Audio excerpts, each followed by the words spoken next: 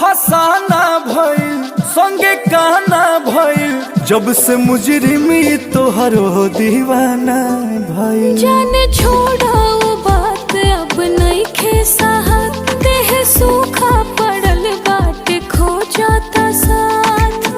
बेरी बेरी तू याद पुराना का कर लू ताजा। तय हो जाने दुनिया